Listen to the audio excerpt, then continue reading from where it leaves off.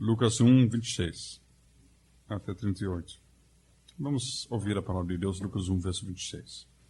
No 6º mês, foi o anjo Gabriel enviado da parte de Deus para uma cidade de Galileia chamada Nazaré, a uma virgem desposada com certo homem da casa de Davi, cujo nome era José.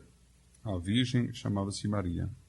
Entrando o anjo aonde ela estava, disse: Alegra-te, muito favorecida. O Senhor é contigo.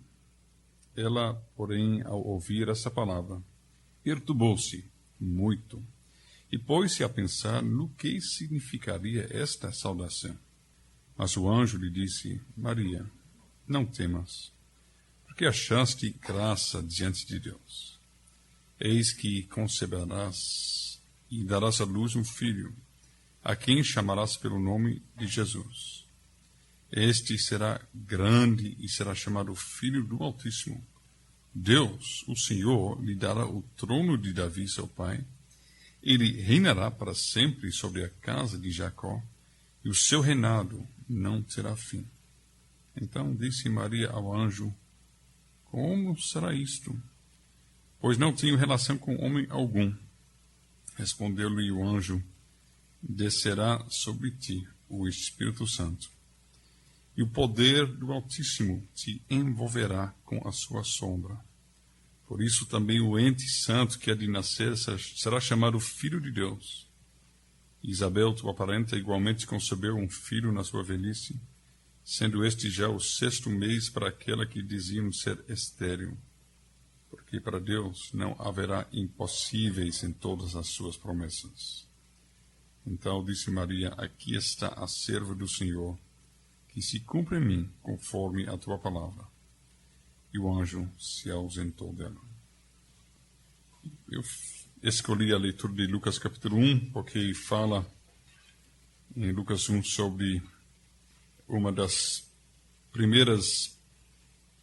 dos primeiros momentos na vida de Jesus Cristo aqui na Terra, no qual o Espírito Santo está agindo e operando e atuando na vida e no ministério dele. Vocês se lembram que nós já tratamos o Espírito e sua história, que mais ou menos tratou do Espírito Santo no Antigo Testamento, muito rapidamente, e não entrando em todos os detalhes, mas começando em Gênesis capítulo 1, verso 1 em diante. Nós tratamos como o Espírito Santo se revela, como ele opera e atua no Antigo Testamento. E hoje nós chegamos já no Novo Testamento. E nós chegamos ao tema o Espírito de Cristo. Quer dizer, Cristo sendo a palavra grega, que é igual à palavra hebraica Messias, ou Mashiach, o ungido. Então, especialmente hoje à noite, tratando sobre o Espírito e sua obra, sua atuação na vida e no ministério do Messias. Quando nós falamos Cristo, nós não devemos...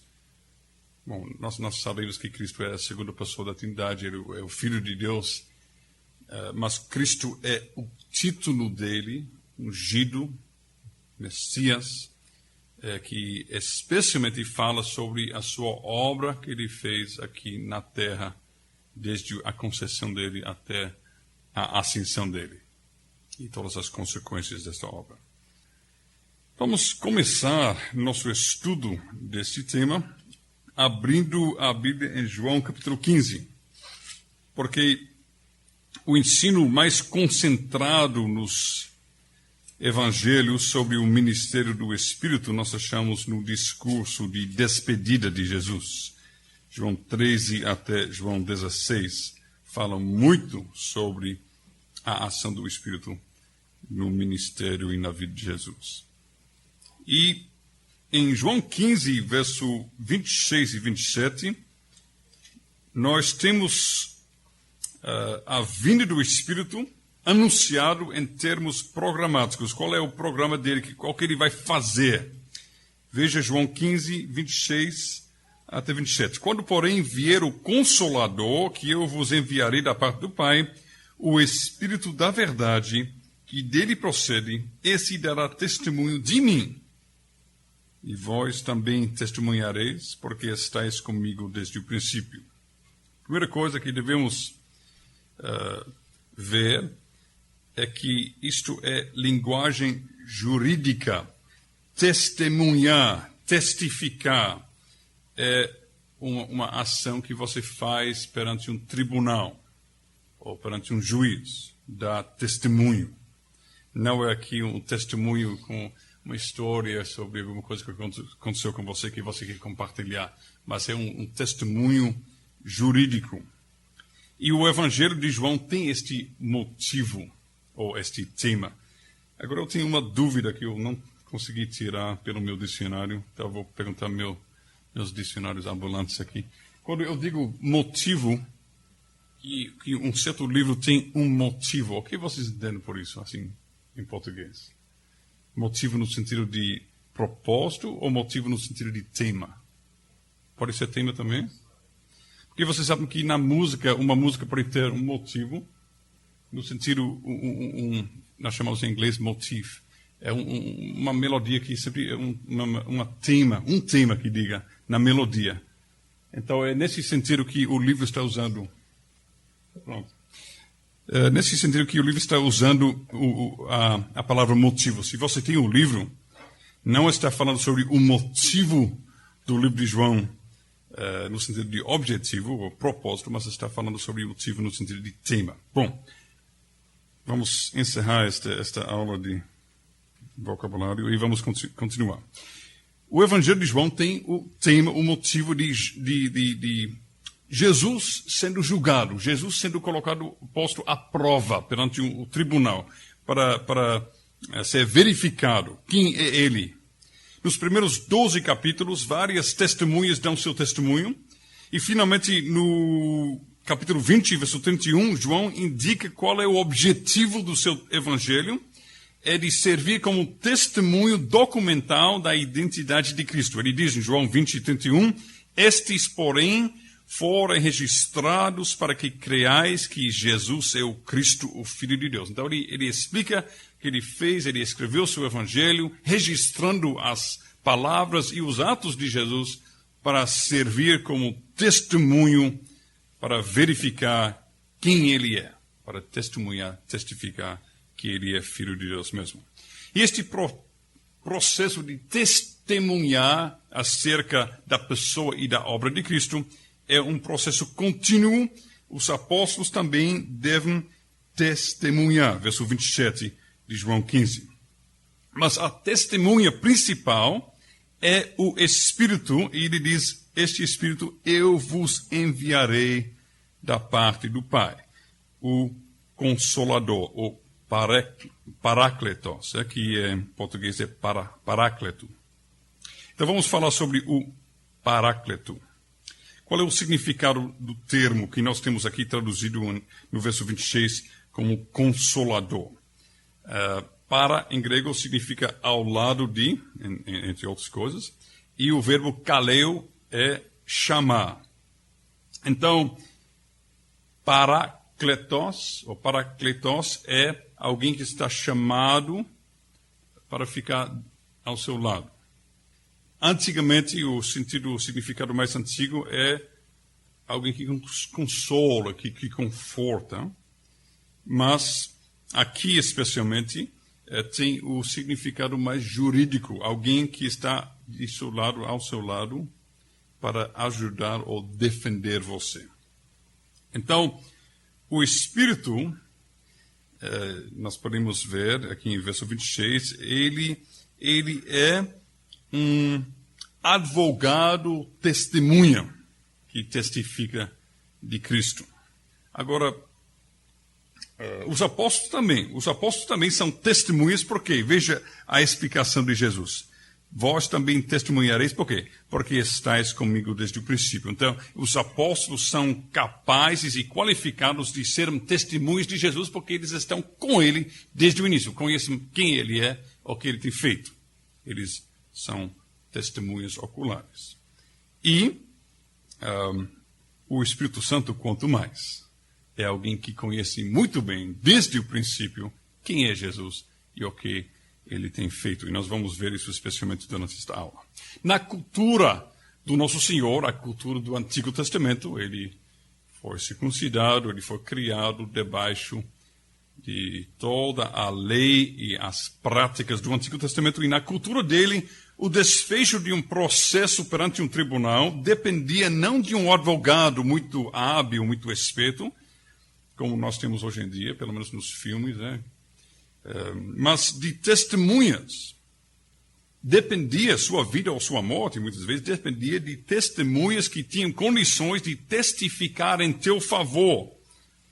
E nós lemos muito, por exemplo, nos Provérbios, sobre o poder de um verdadeiro testemunho, de uma verdadeira testemunha ou uma falsa testemunha.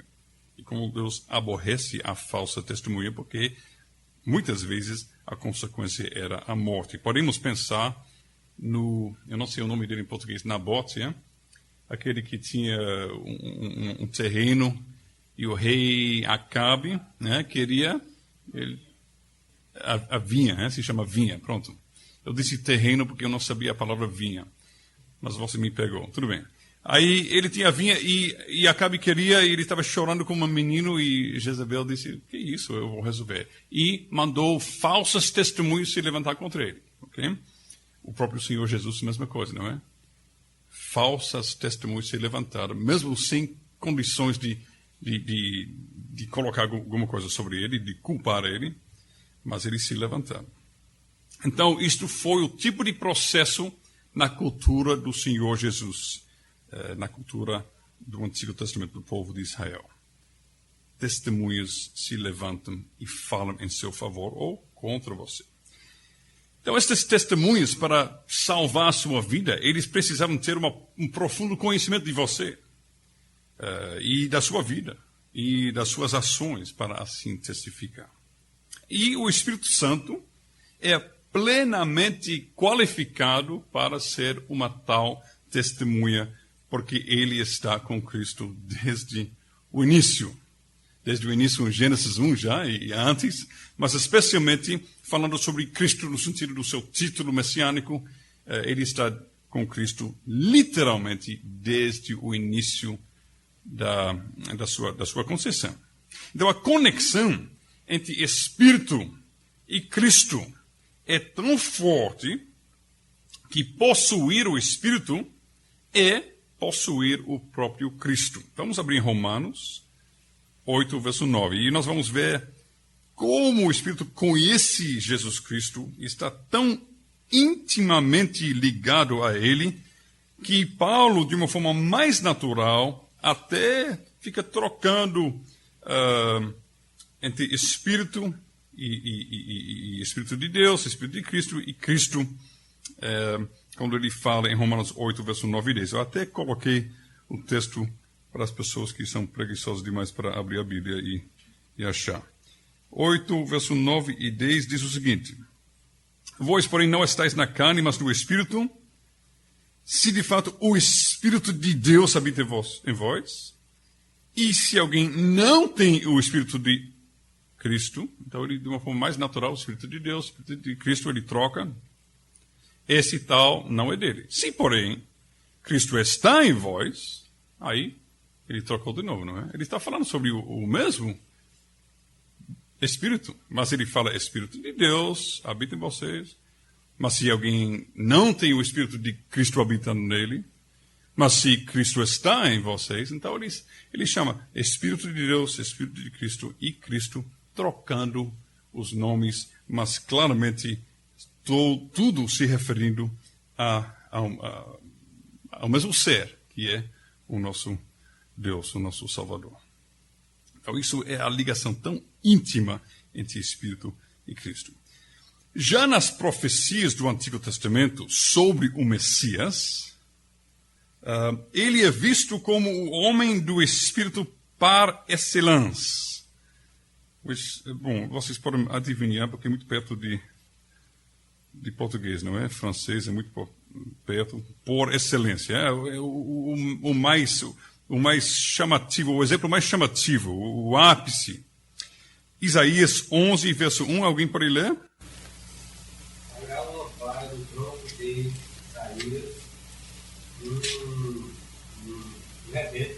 em suas raízes.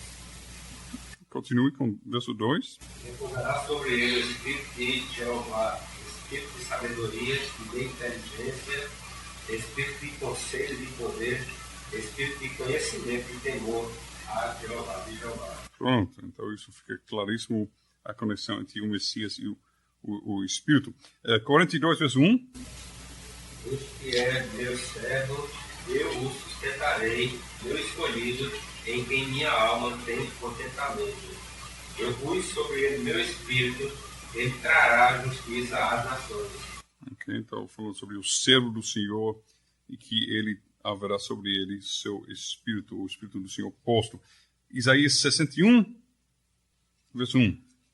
Um texto que Jesus até cita em seu ministério aqui na terra.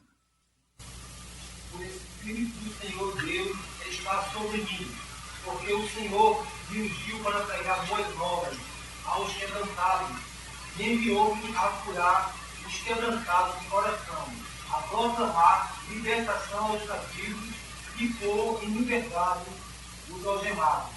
Okay. Então, bom, só 3 exemplos, mostrando que no Antigo Testamento, quando se fala do Messias, esse Messias é o homem do Espírito, claramente. Vamos agora passar o resto do tempo falando sobre o Novo Testamento e o que o Espírito Santo nos ensina, ou o que a Bíblia nos ensina no Novo Testamento sobre o ministério do Espírito ao longo da vida de Jesus. E nós vamos ver 3 estágios, começando com concepção, nascimento e crescimento. Veja em Lucas 1, que nós lemos, verso 31 e 35, que um anjo aparece profetizando e declarando a palavra do Senhor a Maria. E nós temos que entender o contexto que por muitos e muitos e muitos anos, quase 4 séculos, tem havido um silêncio total da parte de Deus para com seu povo. A revelação cessou.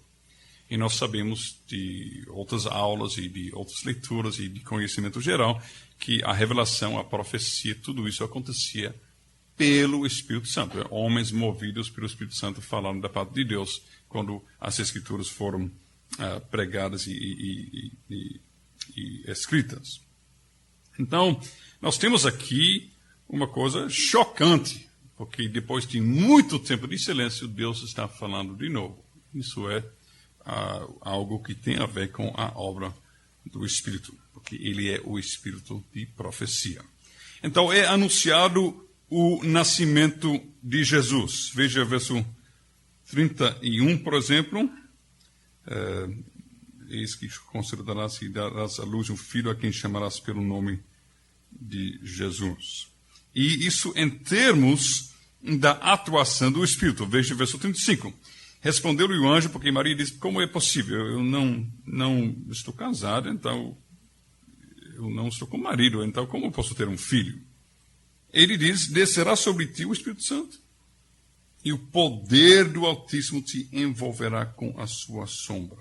Então, já é profetizado que o Espírito está atuando na concepção do Messias. O Espírito, então, veio sobre, ou desceu sobre Maria. E isto é linguagem do Antigo Testamento. O Espírito Santo vem sobre alguém. Ele se veste com aquela vida, conformando aquela vida aos seus próprios propósitos. Ele pega alguém e, como se fosse, se veste com aquela pessoa e faz a pessoa falar e fazer o que o Espírito quer. E até, às vezes, contra a própria vontade daquela pessoa. Vocês se lembram de Balaam e Balaque? Porque o profeta não queria falar coisas boas para Israel.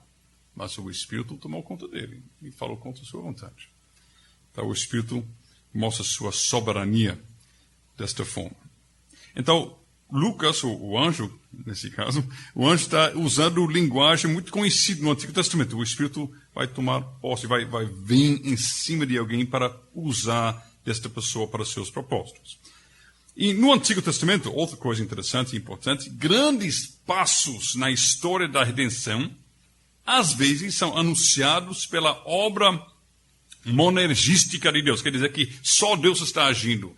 Ele está agindo soberanamente, sem a contribuição do homem. Ele soberanamente faz, não depende do trabalho e da contribuição do homem. Então ele, por exemplo, anuncia a Abraão, quando Abraão e sua esposa, por todos os efeitos para ter filhos, poderiam estar mortos porque são tão velhos, então não tem chance nenhuma. Então, a este casal, Deus anuncia, eu vou continuar a linha da minha aliança, porque você vai ter um filho, Sara. E ela fica rindo, como é possível isso? Então, Deus, ele leva em frente sua obra de redenção, fazendo uma coisa chocante e chamativa dessa. Sansão nasceu da mesma forma, não é? O anjo declarando um nascimento que não estava esperado. Samuel, da mesma forma, ele foi por causa da obra de Deus.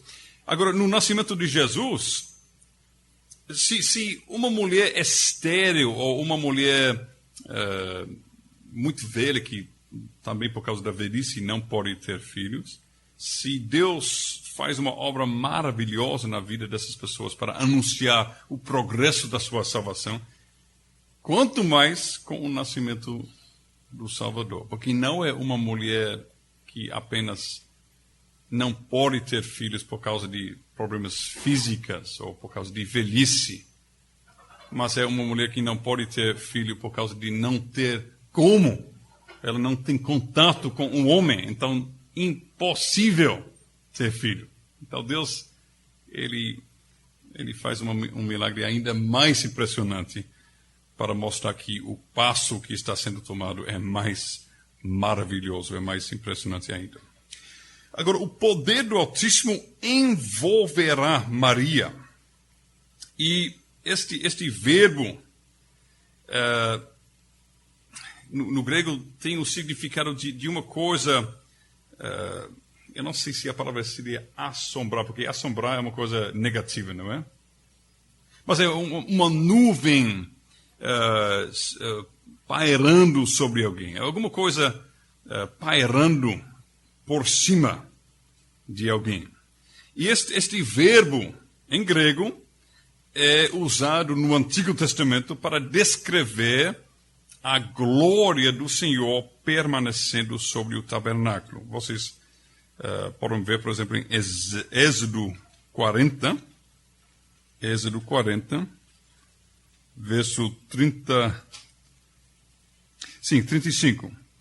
Moisés não podia entrar. Vamos ler de 34. Então a nuvem cobriu a tenda da congregação, e a glória do Senhor encheu o tabernáculo. Moisés não podia entrar na tenda da congregação, porque a nuvem permanecia sobre ela. E esta palavra, nuvem permanecendo sobre, é o mesmo verbo que nós temos em Lucas capítulo 1, que é traduzido envolverá, ou envolver.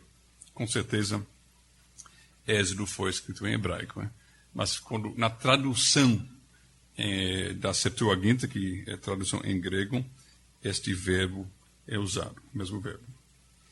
E também a palavra hebraica no verso 35, para permanecer sobre, é uma palavra semelhante ao verbo e o conceito que nós temos no verbo grego. Então a ideia aqui é algo que nós podemos ver, por exemplo, em Salmo 91. Podemos abrir em Salmo 91, verso 4. Alguém pode ler? Suas áreas cobrirá, e debaixo dos dois lados estará segura. Escudo e proteção é sua verdade. Então, vocês estão lembrando, talvez vocês que estavam aqui semana passada, sobre Deus pairando sobre a obra da criação, o Espírito Santo, lá em Gênesis 1, verso 2, e também o Espírito Santo pairando sobre o povo no deserto, na obra da redenção. Isaías 63, nós falamos sobre isso semana passada. E no Antigo Testamento fala que Deus, e nós sabemos à luz de Isaías 63, que o Espírito Santo estava sempre pairando por cima do povo durante o êxodo, durante a passagem pelo deserto.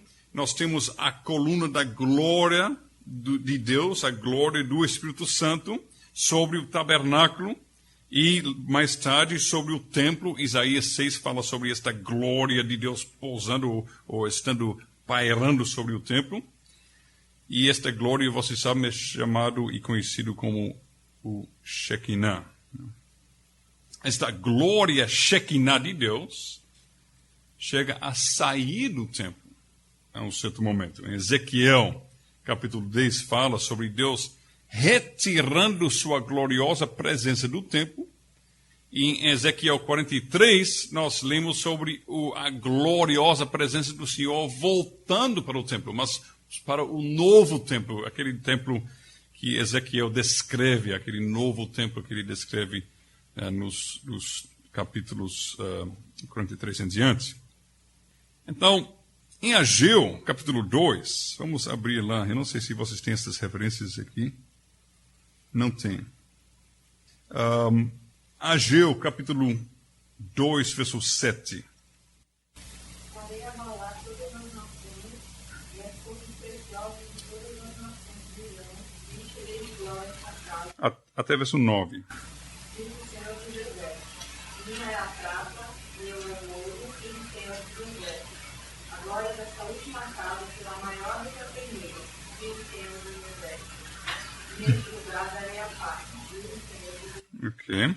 Então, Deus está falando sobre um dia quando Ele vai encher a sua casa com ainda mais glória. Porque o problema foi que esta nuvem da gloriosa presença do Senhor não estava fazendo falta no último templo. E Deus promete que o dia vai chegar quando Ele vai pairar com glória de novo sobre o seu templo. Ageu 2, versos 7 até 9 fala sobre isso. Malaquias 3, verso 1 até 5 fala que isso vai acontecer de uma forma súbita. Malaquias 3, 1 até 5. Pode ler somente os primeiros 2 versículos, por favor? Alguém? E eu envio o meu mensageiro, que preparará o caminho diante de mim. De repente virá o seu tempo, o Senhor, e a quem vós buscais, o mensageiro da aliança, quem vos deixai, e eis que ele vem, diz o Senhor dos Exércitos. Mas quem suportará o dia da sua vida? E quem subsistirá quando ele aparecer? Porque ele será como o fogo do domínio e como o sabão dos lavandeiros. Ok, e continua falando sobre o que ele vai fazer. E isso é uma profecia da vinda de Jesus. Então, à luz de Ageu, capítulo 2, verso 7, e à luz de Malaquias 3, nós sabemos que esta glória, esta gloriosa presença de Deus, que voltará subitamente, é o próprio Senhor Jesus Cristo. Ele é a glória prometida. E nós vemos isso, que desde o início da sua vida, o Espírito da glória de Deus permanecia sobre Jesus. É uma glória escondida, porque ele está no estado da sua humilhação. Mas mesmo assim, esta glória está. Vamos para João capítulo 2, onde o apóstolo fala sobre isso.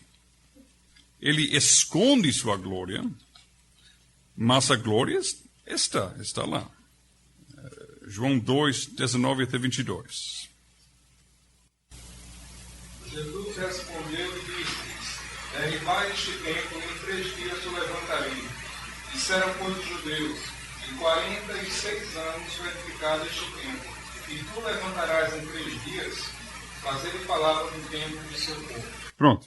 Então, Jesus está se referindo a si mesmo como o templo de Deus. Agora vamos para João 1 agora, João 1,14. E alguém pode ler este versículo 14, por favor. E o Verbo se fez carne, e habitou entre nós, e vimos a sua glória, como a glória do unigênito do Pai. Pronto. Ok. E este verbo, se eu não me engano, isso faz mais de 10 anos que eu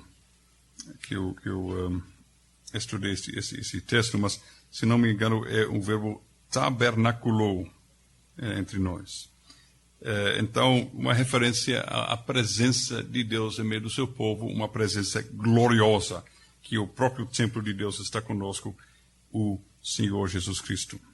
Então, esta presença gloriosa do Senhor está conosco, mas está se cobertando, está se escondendo, mas às vezes se mostrou. E um exemplo disso é em Lucas capítulo 9, quando nós temos a transfiguração, quando ficou, de uma forma gritante, ficou claro a glória impressionante e profunda do Senhor. Lucas 9, verso 34, por exemplo.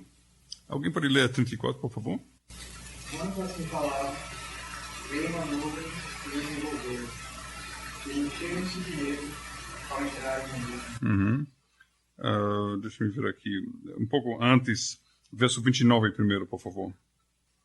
E aconteceu que, enquanto eles oravam, a aparência de seu rosto esquivou suas vestes com espelho.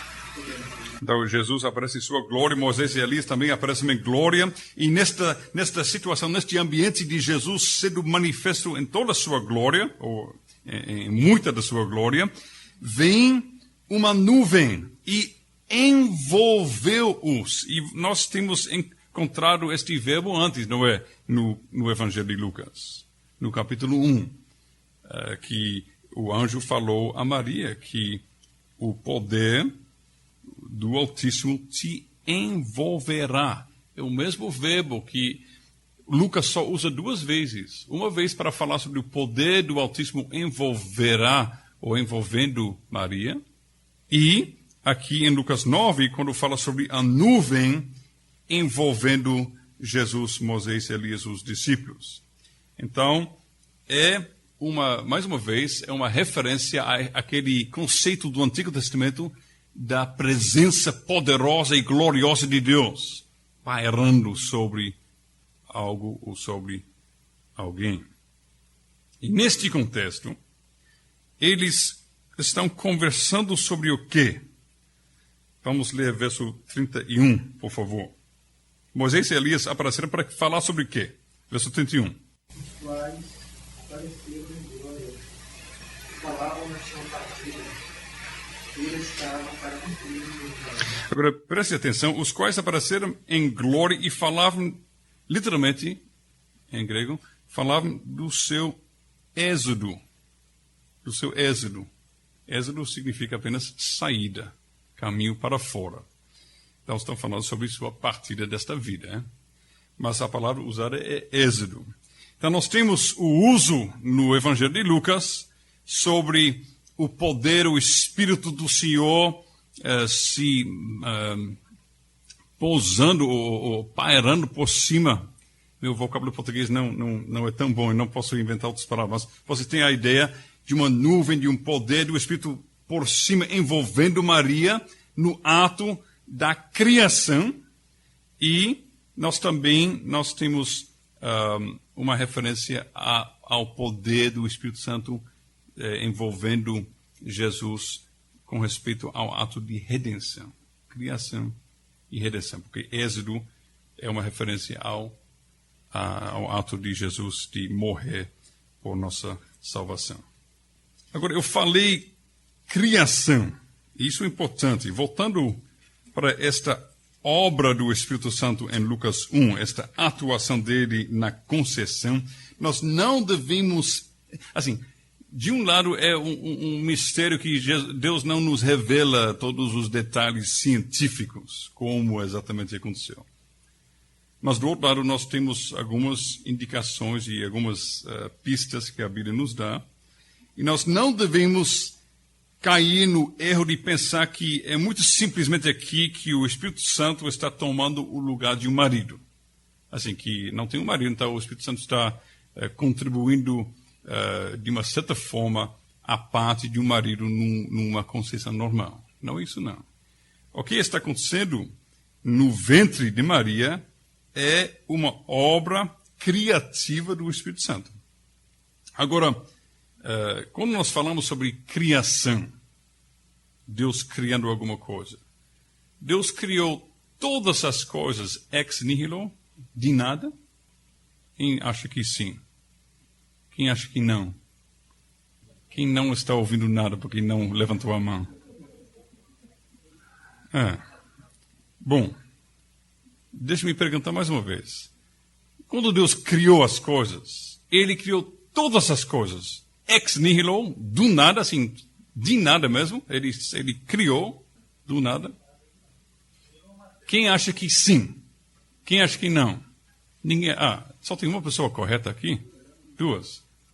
Muitas vezes nós, querendo manter a ortodoxia contra os erros de evolucionismo, nós queremos enfatizar a criação ex nihilo. Mas Deus criou todas as coisas com o poder da sua palavra. Mas depois Ele foi ordenando e organizando essas coisas. Ele criou algumas coisas ex nihilo. As outras coisas, Ele disse que a terra produza relva.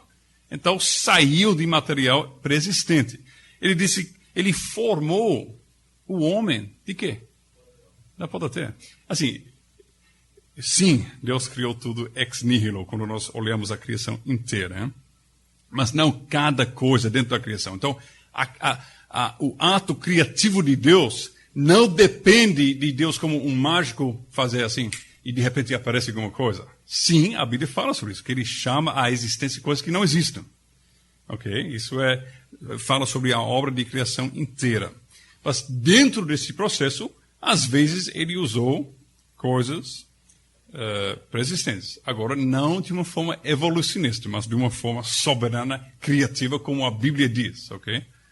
Ninguém está ficando confuso aqui? Ninguém vai me acusar de ser darwinista? Não?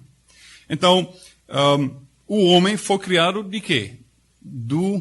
Da pó da terra. Não necessariamente de poeira, mas assim, dos materiais da terra.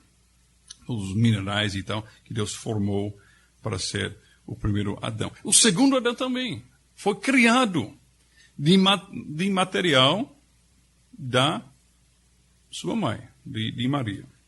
Ele foi formado dentro do útero da sua mãe.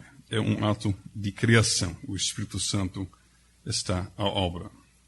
Agora, o jeito que Deus fez isto é uma coisa maravilhosa. Da mesma forma que o Espírito Santo estava pairando sobre a criação de todas as coisas em Gênesis 1, também o Espírito Santo estava pairando por cima de Maria durante este momento de levar à existência o Messias, no sentido do seu corpo humano. Né? Não que Jesus, não que o Filho de Deus não existia antes, mas o corpo dele foi criado com a obra do Espírito Santo envolvido em todo esse processo. Ele fez isso de uma forma tão impressionante que houve uma real união entre o Filho de Deus com nossa natureza humana. Ele se encarnou mesmo. Ele assumiu a forma do homem, como diz Paulo em Filipenses. E não forma no sentido de aparência, como os docetistas dizem, mas realmente um ser humano. Ele se tornou pela obra do Espírito Santo. Mas ele assumiu, ou se encarnou de tal forma que, embora ele se tornasse completamente e realmente humano, ele não assumiu a nossa natureza poluída e corrompida. Isso por quê? Porque o Espírito Santo estava lá santificando este processo, para que haja um Messias 100% humano e, ao mesmo tempo, 100% santo. Que ele compartilhava plenamente da natureza humana, natureza humana do primeiro Adão, mas não compartilhou em nada da culpa do primeiro Adão. E isto porque Jesus não nasceu de uma forma normal, não pela vontade do homem, não pela vontade do marido, mas pela vontade de Deus, como João também fala sobre todos nós que somos regenerados desta forma, no sentido soberanamente por Deus. Então, algumas pessoas acham que não é tão importante enfatizar ou crer no fato que Jesus nasceu de uma virgem. Até pessoas que têm um pano de fundo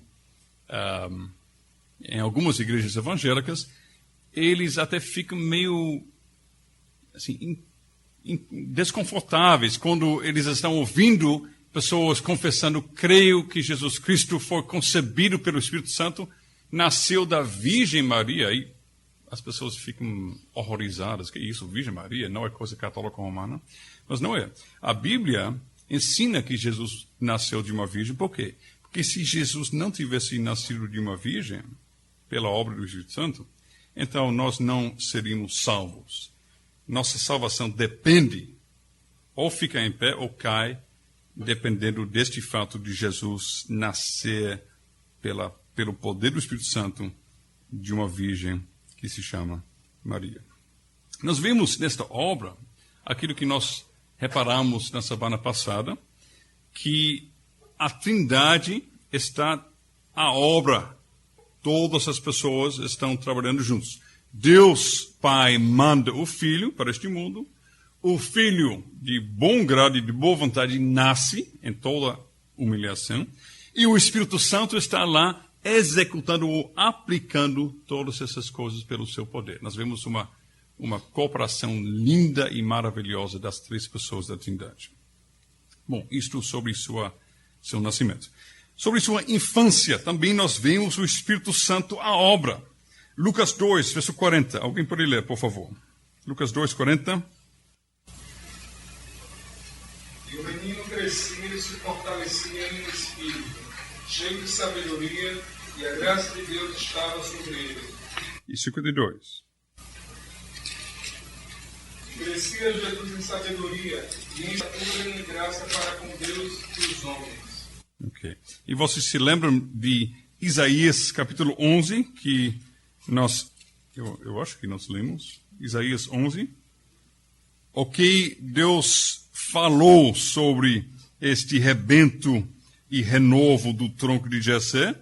Repousará sobre o Espírito do Senhor, o Espírito da sabedoria, entendimento, conselho, fortaleza, conhecimento, temor do Senhor. E essas coisas nós vimos na infância de Jesus. Essas coisas, de uma forma gritante, estão presentes na infância do nosso Senhor. São obras e consequências da presença e atuação do Espírito Santo na vida dele. Veja Isaías 42, verso 1 também, que nós já lemos também, que eu vou pôr sobre ele o meu Espírito. Isto está acontecendo nesses dois versículos, Lucas 2, 40 e 52.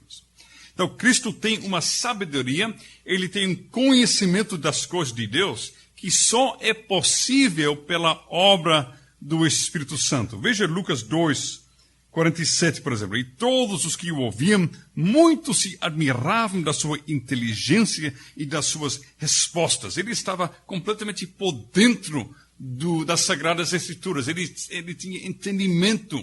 E nós sabemos, por exemplo, que ao que Paulo escreve aos Coríntios, que o homem natural não entende essas coisas.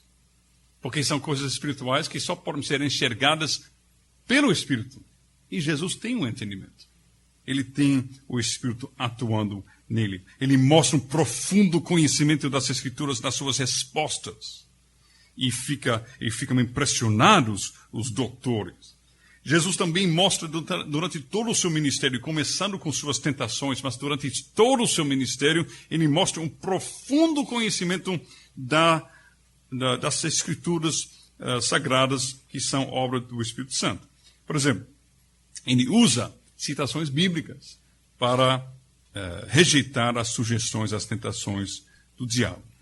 E ele tem uma confiança e um conhecimento tão profundos da palavra que ele prega com autoridade e com poder no Espírito. Nós lemos, por exemplo, sobre isso em Mateus capítulo 7, verso 28 em diante. Então, até aqui, a obra do Espírito Santo na primeira fase da vida dele, do ministério dele, concepção, nascimento e crescimento. Nós vimos que, até agora, o Espírito Santo está acompanhando ele e atuando na vida dele. Agora, batismo, tentações e ministério. Qual é a significância da vinda do Espírito Santo no batismo se nós já estabelecemos pela palavra que o Espírito Santo estava presente e atuante desde sua concessão? Assim, se já está aqui, porque ele vem? Isso não tem muito sentido, não é? Bom, parece que não tem. Isso nos leva a fazer uma pergunta. Por quê? Por que ele veio no seu batismo? Bom, o que acontece no seu batismo é que Jesus, no seu batismo, está sendo ungido para o seu ofício. Eu espero que vocês que estavam aqui semana passada se lembrem que o Espírito Santo, ele opera e atua de várias formas. Nós muitas vezes temos um pensamento muito limitado sobre a obra dele. E eu falei sobre a ação do Espírito Santo ungindo as pessoas, capacitando-as e habilitando-as para seu ofício. Obra do Espírito Santo que pode ser dado e retirado, sem colocar em perigo nenhum decreto eterno de Deus quanto à salvação. Por exemplo, Saul recebeu o Espírito para reinar, depois Deus retirou. E mandou um Espírito mau. De Deus, diz a Bíblia. Não que Deus tem espíritos maus, mas ele mandou soberanamente o espírito mau para incomodar e perseguir este homem rebelde. Então,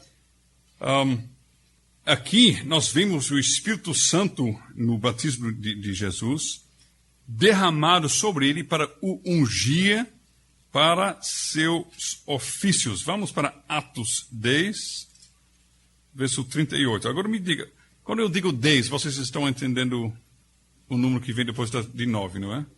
Porque eu sempre, nas lojas, eu digo 10 e a pessoa sempre entende 3. É um problema do meu sotaque ou o problema da língua portuguesa? Eu estou suspeitando que é problema da língua portuguesa. Eu nunca consigo dizer 10. Como dizer? 10. 10. 3, 10. Muitas vezes na loja as pessoas sempre pensam que eu estou dizendo 3. Eu quero 10 litros de gás, ele coloca 3. Quero 10 biscoitos, ele me dê 3. É muito difícil.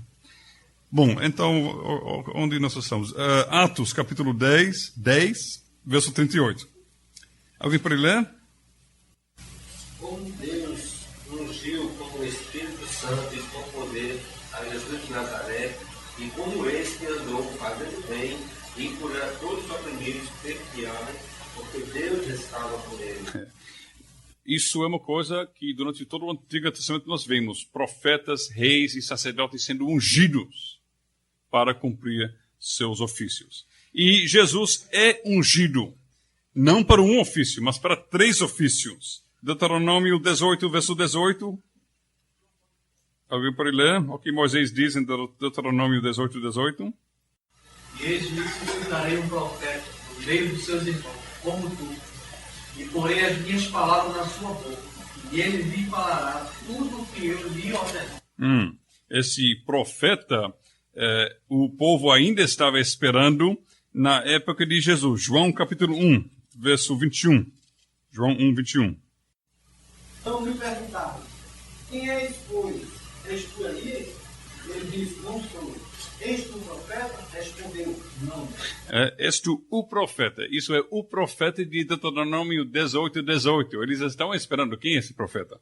E, bom, eles sabem que esse profeta vem, eles também sabem que o Messias vem, eles não sabem que o profeta e o Messias são a mesma pessoa. Veja o verso 25, por exemplo. Leia 25.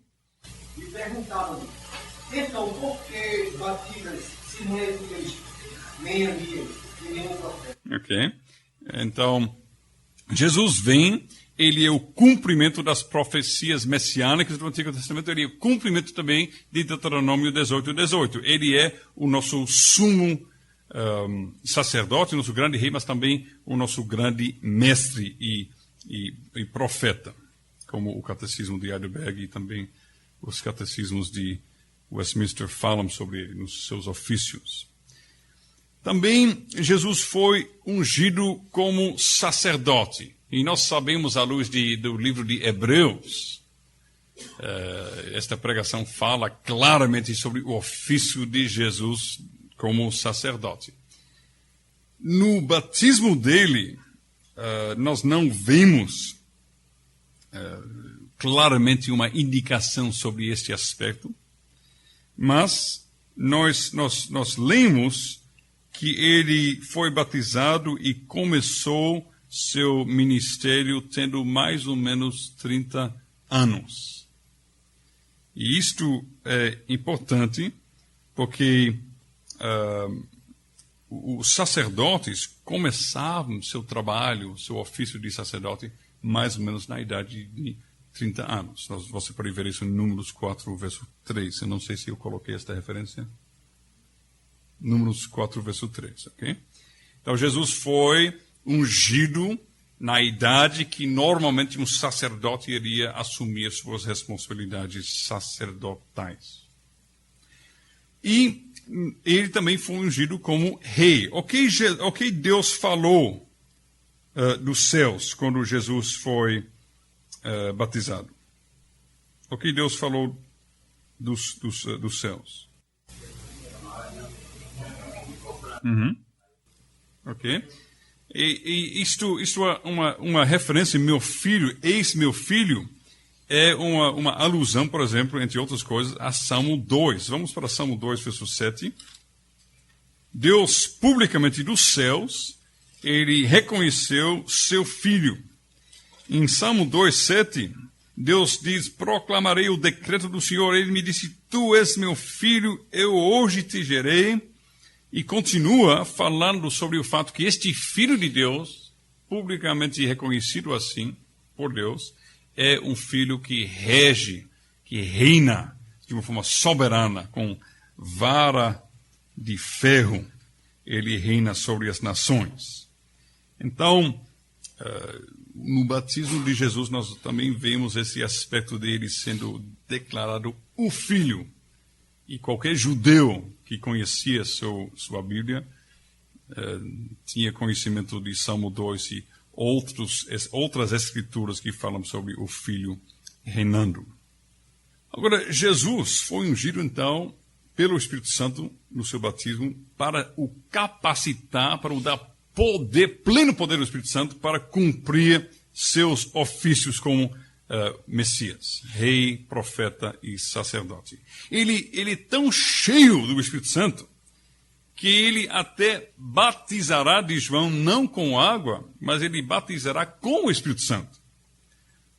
Ele tem o Espírito Santo sem medida, não tem uma pequena porção, mas sem medida. Veja João 3, verso 34, por exemplo. Quem pode ler João 3, 34? Pois o enviado de Deus fala as palavras dele, porque Deus não dá o Espírito por medida. Okay. O enviado sendo o Filho, e ele não recebeu o Espírito por medida. Agora veja que a grande diferença entre João Batista e Jesus não é apenas que João é a testemunha e Jesus é o Salvador, que João é aquele que está preparando e Jesus é aquele que está cumprindo as profecias. Mas João, ele chama a atenção o fato seguinte. Ele diz, eu estou batizando com água. É um batismo de arrependimento. Ele está batizando com o Espírito Santo. Isso é a grande diferença entre o ministério de João e o ministério de Jesus. O ministério de João é só um passo preparatório para um homem perdido em seus pecados e em todas as consequências da queda. É necessário arrependimento e repúdio do pecado, declarando a necessidade de ser liberto da sua culpa. Mas isso não é salvação em si. Salvação é o homem sendo completamente transformado positivamente conforme a imagem de Deus, como ele era no início. Vocês entendem a diferença? A salvação é negativamente tirando nossa culpa, mas não é somente isso. É positivamente nos transformando em filhos da luz, filhos do próprio Deus, feitos à sua imagem. E isso só Jesus pode fazer. Jesus que batiza com o Espírito Santo, que o Espírito Santo é aquele que faz que nos enche e nos torna verdadeiros filhos de Deus. Então, isto é o objetivo do ministério de Jesus. Não é apenas tirar pecado, mas é colocar no lugar de pecado santidade. Jesus também, no seu batismo pelo Espírito, está preparado para conflito. Porque você vê nos evangelhos, ele é batizado e logo depois ele passa pelas tentações. Então é um batismo também de preparo, para conflito, para luta, para guerra, para batalha. Deus, pela palavra e pelo batismo, sela a Jesus o fato que ele é Messias. Vamos para João 6:27, por exemplo.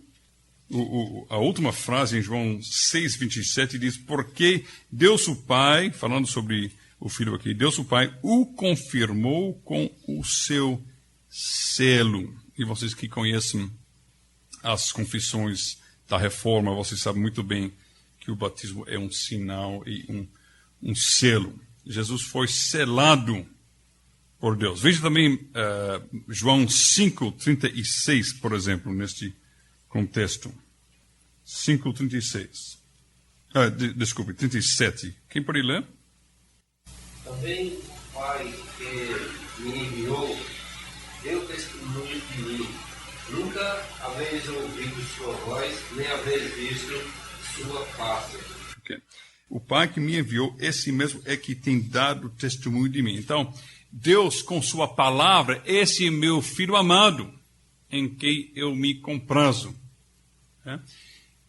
Com a palavra. E com o Espírito Santo, com o seu ato, derramando e batizando com o Espírito Santo, pelo batismo, pela palavra, Deus confirma e sela e garante que Jesus é o Messias prometido. Nós poderíamos abrir uma parêntese aqui muito interessante, que nós não temos tempo, para falar sobre o autoconhecimento de Jesus, né? Porque ele propositadamente,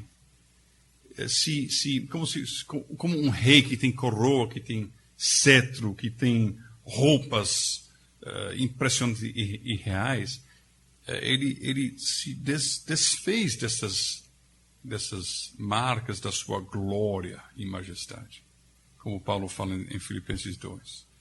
Ele se humilhou. E nós devemos tomar muito cuidado. Ele continuou Deus. Não tem nenhuma dúvida sobre isso. Deus não pode se tornar não Deus. Isso é uma coisa impossível. Ele continuou Deus. Mas coisa maravilhosa e incrível que ele propositadamente se limitou a tal ponto que ele disse que o último dia só Deus Pai sabe, eu não sei. Ele fala, não é? Não que Jesus não é plenamente Deus, mas como Messias, no seu ofício de Messias, aqui na terra, no estado de humilhação, ele até aceitou uma limitação, uma restrição do exercício dos seus atributos. Não que os seus atributos foram restritos. Ele continuou, ele tinha qualquer momento o poder de fazer tudo, saber tudo, criar tudo e exercer qualquer atributo divino que ele quisesse. Mas ele não fez, ele se limitou. Até limitando o seu conhecimento propositadamente, soberanamente. E nós não devemos pensar, por exemplo, que o bebê Jesus estava lá tudo, eu sei tudo, eu já sei o alfabeto de trás para frente. Não, Jesus, ele realmente se tornou homem. Ele teve que aprender a andar. Ele teve que aprender a ler.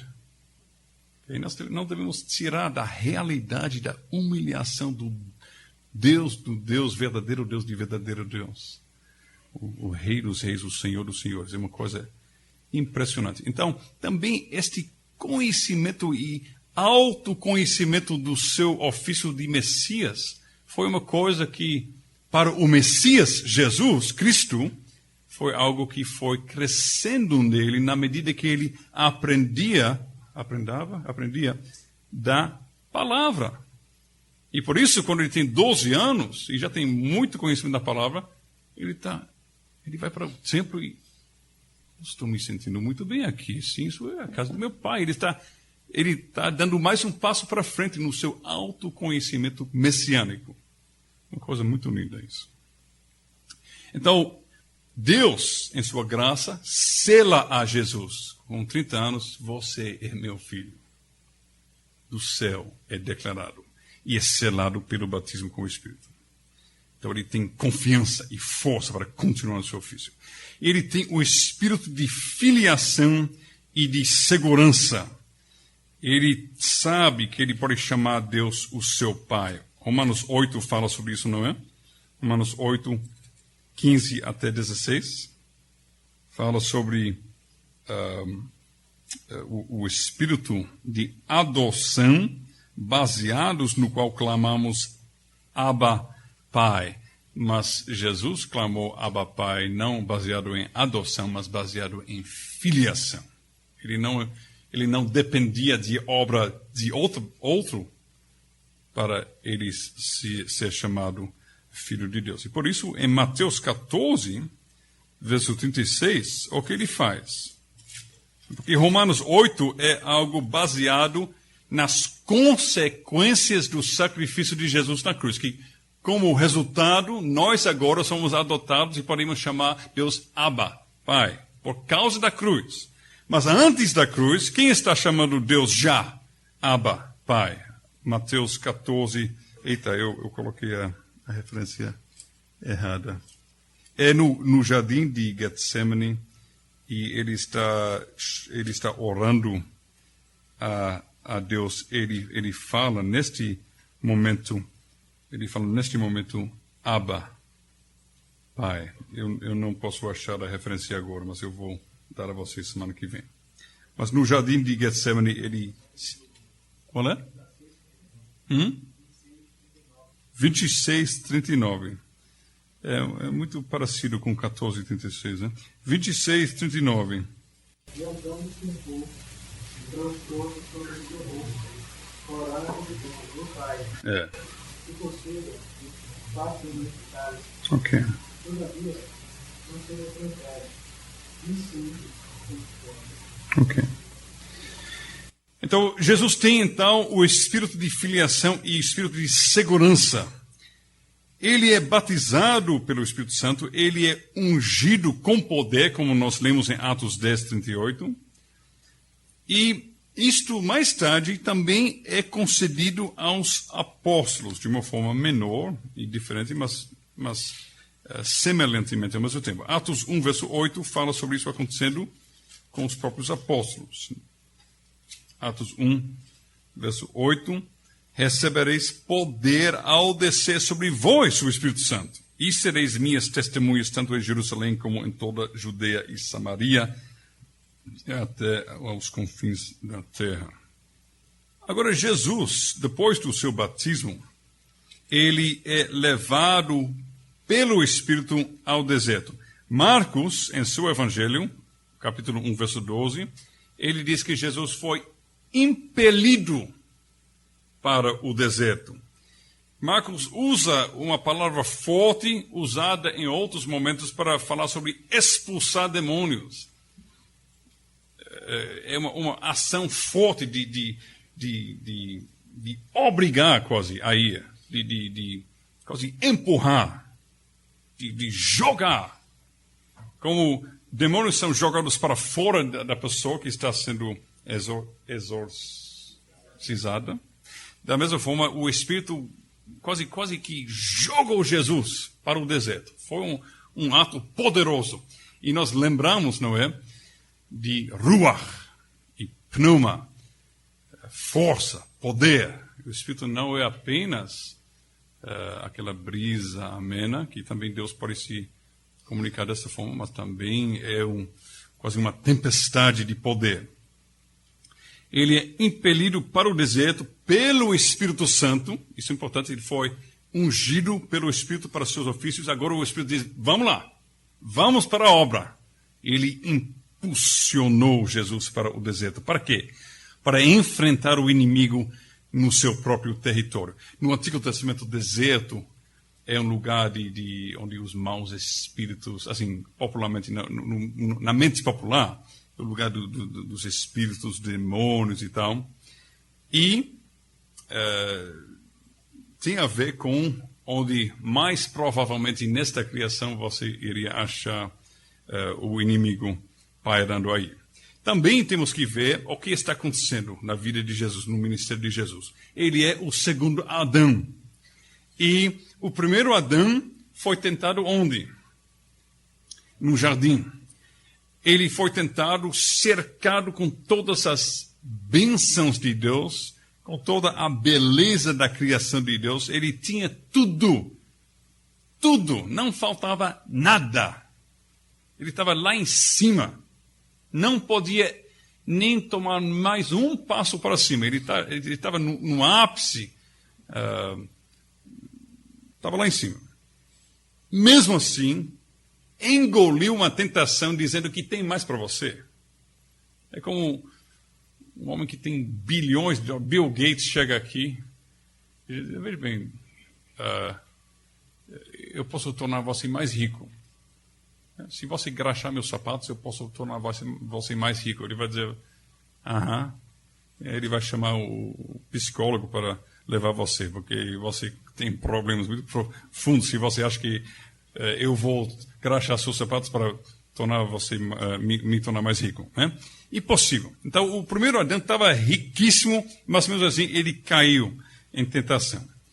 O segundo Adão, ele está no deserto, que é uma representação, uma ilustração do estrago e da destruição causado pelo pecado. A raça humana, de fato, caída, não tem nada. E nesta situação, é muito, muito, muito, muito, muito mais forte a tentação que Jesus passa do que a tentação que Adão e Eva passaram. Porque o inimigo diz a Jesus, por exemplo, eu vou dar tudo de volta a você. Você perdeu a criação para mim. Agora, veja toda a glória da criação, dos reinos e tal. Eu vou dar de volta a você. Aí você veio para passar esse sofrimento e morrer. Mas, assim, eu vou dar e sem problema nenhum. Eu vou dar sem você trabalhar, sem você se incomodar. Isso foi uma tentação muito grande. Primeiro Adão, segundo Adão, jardim, deserto. Então,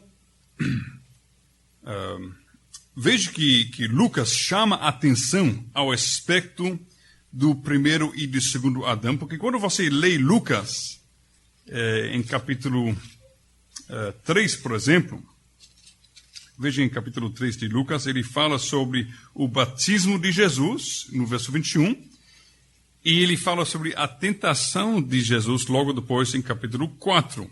E o que vem entre batismo e tentação? Que Marcos diz, ele foi batizado e logo o Espírito Santo o impeliu para o deserto. Lucas para e coloca o quê? Uma genealogia. O que é isso? Mas Lucas está nos mostrando a conexão neste contexto entre o primeiro Adão e o segundo Adão. Ele está chamando a nossa atenção que quem está sendo tentado em Lucas 4 é o segundo Adão. Esta ligação entre tentação no jardim e tentação no deserto. E o último Adão, vocês sabem que Paulo chama Jesus o último Adão, por exemplo, 1 Coríntios 15, verso 45, ele faz aquilo que o primeiro deveria ter feito. O que ele faz? Veja Mateus 4, verso 10. O que ele diz a Satanás? Mateus 4, 10. 10. Não 3. Ele fala, retira-te, Satanás, porque está escrito. Quer dizer, ele se refugia na palavra de Deus. Ele diz, Satanás, cai fora, porque Deus falou. O que Adão e Eva deveriam ter feito, não é? E não fizeram. Jesus, o segundo Adão, ele fez. Então nós vemos, nesse contexto, Jesus sendo batizado, Jesus sendo impelido para o deserto para ser tentado, para enfrentar o inimigo. nós vemos o Espírito Santo está agindo como um divino estrategista que está mapeando o terreno da batalha, dirigindo o rei guerreiro.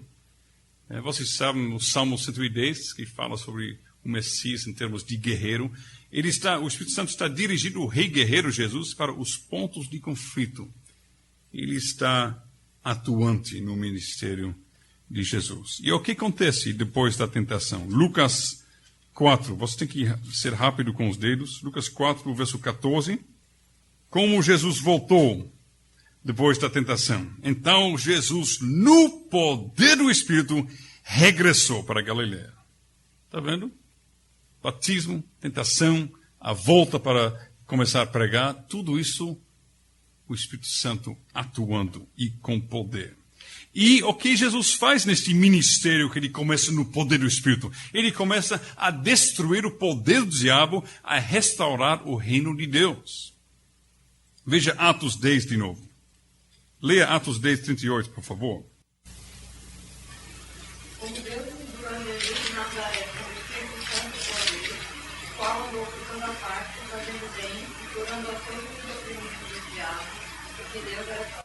Então, a unção do Espírito Santo e o poder faz com que ele venha curando a todos os oprimidos do diabo. Importante isso, ele está resgatando pessoas de debaixo do poder do diabo. Todas as doenças, todos os problemas, todas as tristezas que existem neste mundo caído são consequências e ilustrações do nossa escravidão ao poder do diabo. E Jesus vem para dizer, bom, eu estou mudando isso. Eu estou transformando vidas e resgatando vidas no poder do Espírito.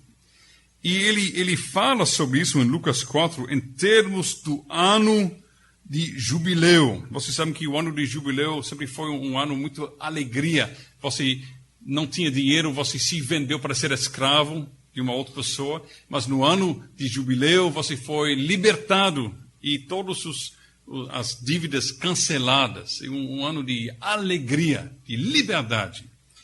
E Jesus anuncia que ele veio para isso. Lucas 4, 18.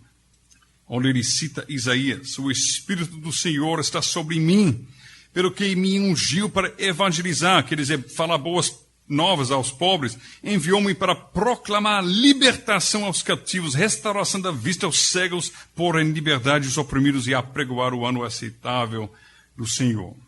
É o ano de jubileu, o ano final de jubileu que chegou. Jesus, no poder do Espírito, a pregação dele tem poder. Veja o verso 32. Alguém pode ler? Lucas 4, 32. E admiravam a sua doutrina, porque a sua palavra era com autoridade. Ok, então, veja 33 também em diante, que fala sobre este homem possesso.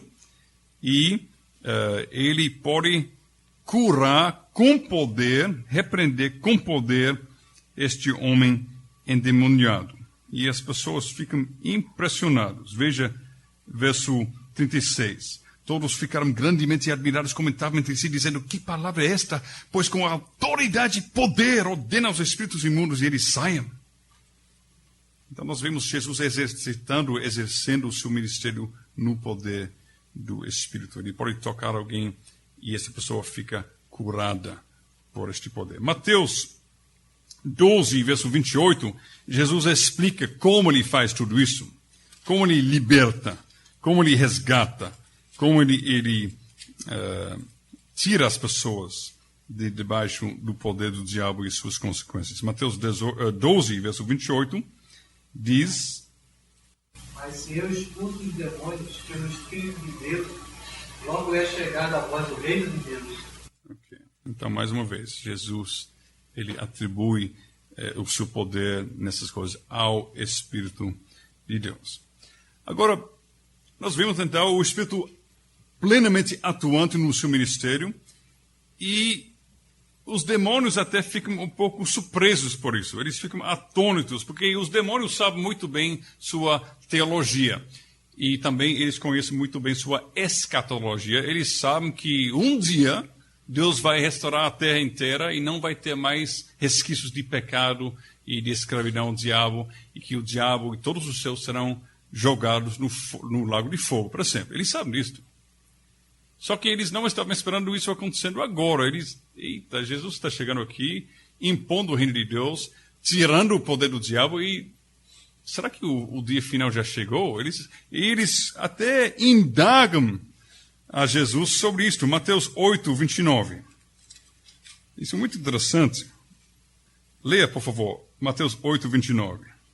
E eles que clamaram dizendo: que temos nós contigo, Jesus, Filho de Deus? Vieste aqui atormentar-nos antes do tempo. Antes do tempo. Quer dizer, eles sabem que um dia vai chegar esse momento, mas eles estão vendo Jesus atuando com poder, tirando pessoas de debaixo do poder do diabo e afirmando e reerguendo o reino soberano de Deus nesta terra. Eles ficam com medo. Será que o fim já chegou? Ou será que ele está fazendo as coisas antes do tempo? Jesus, então, exerce seu ministério em pregação, em sinais e maravilhas no poder do Espírito. Mas o Espírito também se manifesta no próprio caráter de Jesus. Veja, por exemplo, Lucas, mais uma vez, Lucas 4, verso 15. Ensinava nas sinagogas deles e era glorificado por todos. Glorificado no sentido de louvado, ou bem falado. Verso 22 também, por favor. Todos davam um bom testemunho dele e estavam maravilhados das palavras de graça que saíam de sua boca. Diziam: não é este o filho de José? Ok. Então as pessoas estão ficando impressionadas também com o... como se chama? O jeito que Jesus está se comportando, o que ele está falando, o que ele faz, o que ele fala, são coisas graciosas. Ele é muito amado, muito respeitado. Ele está mostrando frutos do Espírito. E as pessoas estão percebendo isto e ficando maravilhadas com isso. Ele cresceu, diz Lucas, em favor com Deus e os homens. Mateus 12 também, 12 verso 18 até 21, fala sobre sendo cumprido na vida de Jesus as palavras de Isaías: eis meu servo que escolhi, meu amado, em quem minha alma se compraz, farei repousar sobre ele meu espírito, ele anunciará juízo aos gentios, não contenderá, nem gritará, nem alguém ouvirá nas praças a sua voz. Não esmagará cara quebrada, nem apagará torcida que fumega, até que faça vencedor o juízo. Então, mostra aqui um Salvador manso, amável, um homem que é cheio de amor. E isso nos faz pensar logo em Gálatas capítulo 5, o fruto do Espírito. Isso nos faz logo pensar em 1 Coríntios 13, onde Paulo fala sobre o fruto primordial, o mais excelente do Espírito, que é o amor. E que você pode ler 1 Coríntios 13 e tirar a palavra amor e colocar a palavra Jesus, e vai dar certinho, porque é uma descrição do caráter de Jesus, que é fruto do Espírito, que ele está cheio deste Espírito. Então, o fato que Jesus é o homem do Espírito não é uma afirmação teológica seca, mas é uma coisa real que Jesus mostrava plenamente em sua vida. Vamos terminar com o terceiro ponto, eu vou correr agora, sobre morte, ressurreição e ascensão. Hebreus 9 fala sobre sua morte em termos da obra do Espírito, Cristo que pelo Espírito Eterno si mesmo se ofereceu a Deus. Então, o Espírito Santo está atuante no seu sacrifício. Mas nós não temos muitos outros dados no Novo Testamento sobre a participação do Espírito neste aspecto do seu ministério. Nós temos em Romanos 1, 1 Timóteo 3, 1 Pedro 3, referências à obra do Espírito na ressurreição. Ele participa neste ato de redenção. Jesus foi ressurreto com um corpo de glória. Nós lemos isso em Romanos 6, por exemplo. E nós lemos também em verso 4, em Filipenses 3, verso 21. E ele se tornou, isso é importante, ele se tornou um espírito vivificador, diz o apóstolo Paulo. O segundo Adão se tornou um espírito vivificador. E este espírito, que muitas Bíblias têm com E minúsculo, pode ser traduzido e deve ser traduzido, diz Sinclair Ferguson, com um E maiúsculo. É uma referência ao Espírito divino. 1 aos Coríntios 15, 45, diz, o último Adão, porém, é espírito vivificante, o espírito que dá vida. Devemos entender que pelo seu nascimento, seu ministério, sua morte, sua ressurreição, junto com a obra do Espírito Santo em todas essas etapas da obra de redenção, aconteceu uma identificação muito grande entre Jesus Cristo e o Espírito. Em João 14, esta identificação tão grande que até Paulo chega a dizer que o último Adão se tornou um espírito vivificante, o espírito vivificante.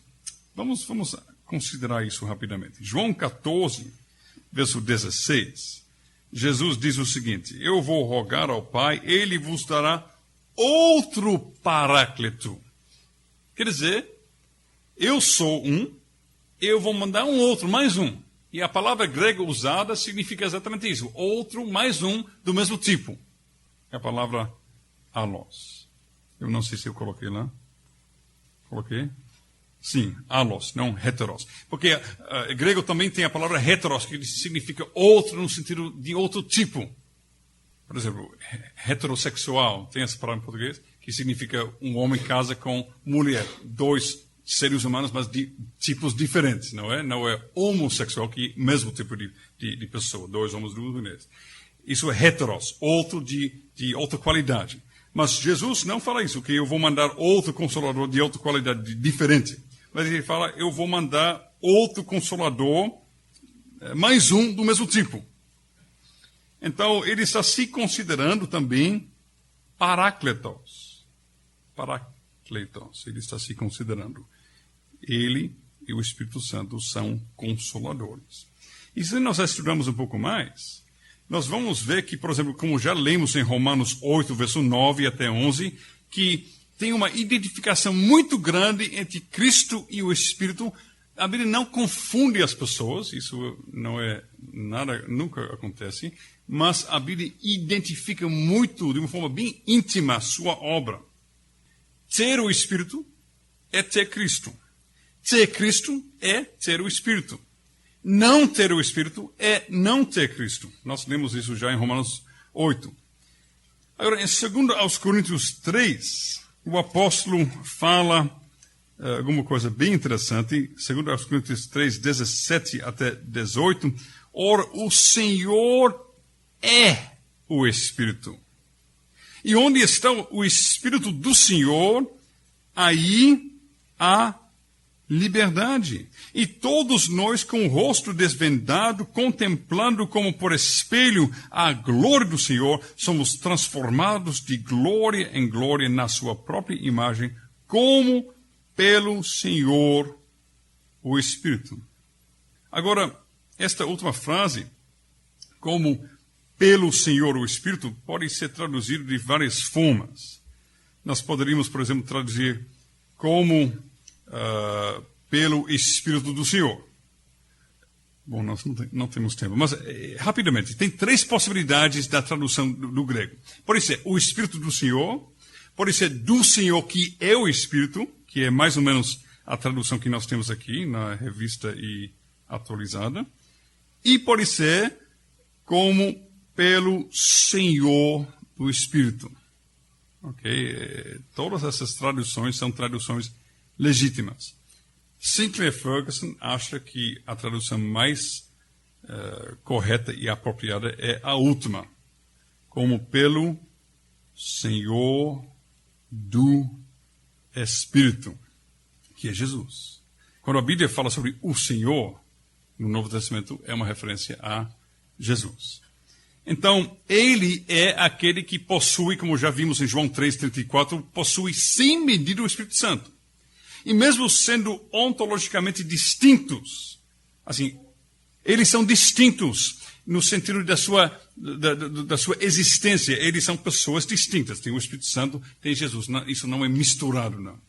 Mas o Espírito Santo, participando plenamente no ministério de Jesus, da sua concessão até sua glorificação, o Espírito Santo, ele, diz Sinclair Ferguson, foi como se fosse impresso com o caráter de Jesus. E ele se tornou o Espírito vivificador.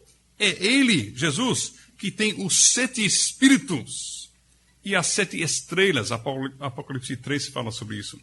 E em Apocalipse, quando fala sobre os 7 Espíritos, é uma referência à plenitude do Espírito Santo. Não é assim que o Espírito Santo é dividido em 7.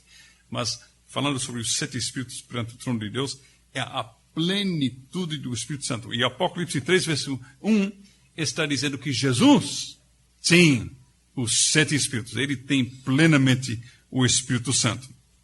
Então, quando nós vamos voltar para onde nós começamos, para João, os capítulos 13 até 16, e lendo este discurso, nós vemos uma ênfase muito grande sobre a identificação dos ministérios de Jesus e do Espírito Santo. Veja, por exemplo, que ambos, Jesus e o Espírito Santo, foram enviados pelo Pai e vêm do Pai, que Jesus é a verdade e que o Paráclito é o Espírito da verdade que guia cristãos na verdade. Eu tenho os textos aqui que eu não vou abrir por causa do tempo. Jesus é mestre dos discípulos. O Paráclito vem ensinar os discípulos, lembrando a eles o que Jesus já ensinou. Está vendo a conexão aqui? Jesus é o Paráclito, e o Paráclito são testemunhas. Veja, por exemplo, o verso 37 de capítulo 18 e verso 26 do capítulo 15. Jesus e o Espírito Santo são testemunhas. O mundo não conhece e nem recebe Jesus. E, da mesma forma, não conhecem e nem recebem o Espírito Santo. Em todos os sentidos, o Paráclito, o Espírito Santo, é aquele que recebe o que pertence a Jesus Cristo. Vai para João 16, verso 14. João 16, verso 14. Ele me glorificará. Por quê?